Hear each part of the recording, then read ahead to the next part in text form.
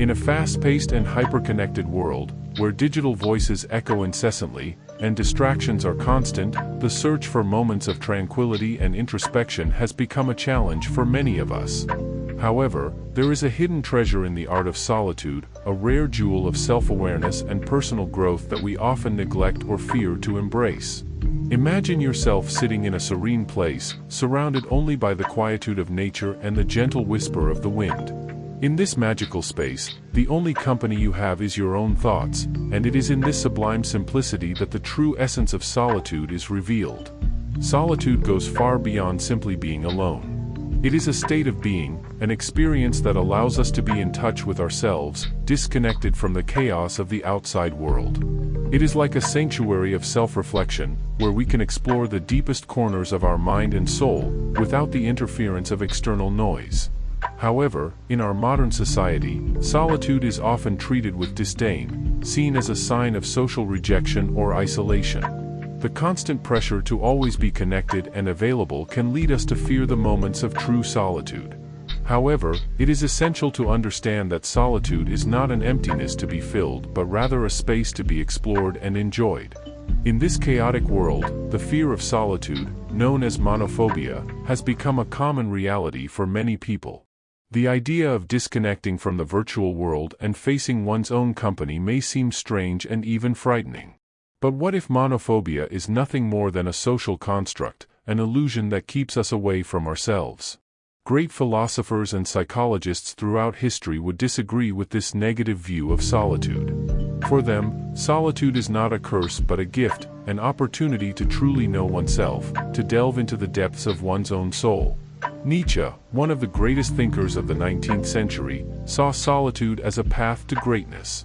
He believed that, to achieve greatness, an individual must have the courage to stand out from the crowd, to distance oneself from conventional morality, and to dive into introspection. Similarly, Soren Kierkegaard, considered the father of existentialism, viewed solitude as an essential ingredient in the process of self-discovery and self-understanding. For him, the individual's journey to authenticity and true identity can only be accomplished amid solitude. In an increasingly noisy and agitated world, the search for moments of tranquility and solitude is crucial for our mental and emotional well-being.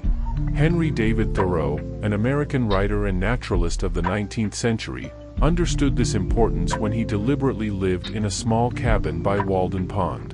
He realized that it is in solitude that we can connect more deeply with nature and ourselves, allowing us to reflect on the essentials of life and learn from the simplicity of existence.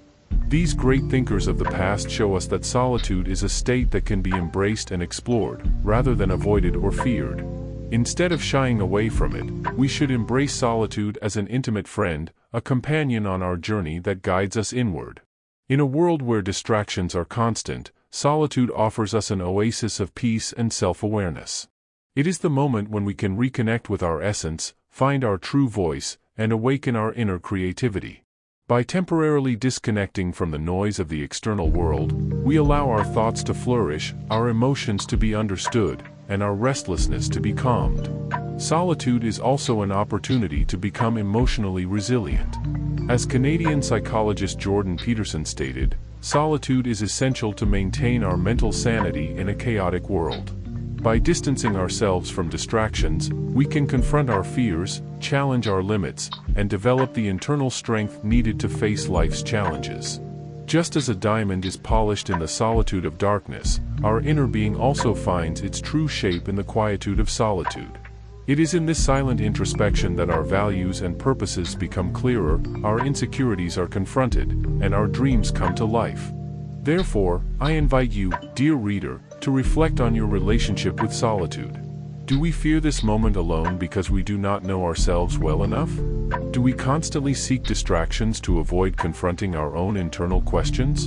Instead of fearing solitude, let us embrace this valuable gift that offers us the opportunity to rediscover ourselves, to find answers to our deepest questions, and to embrace our true essence. Let us be courageous enough to allow ourselves to be alone, and thus, amidst the silence and serenity, we will find the path to our own inner greatness. After all, it is in moments of solitude that we truly find ourselves.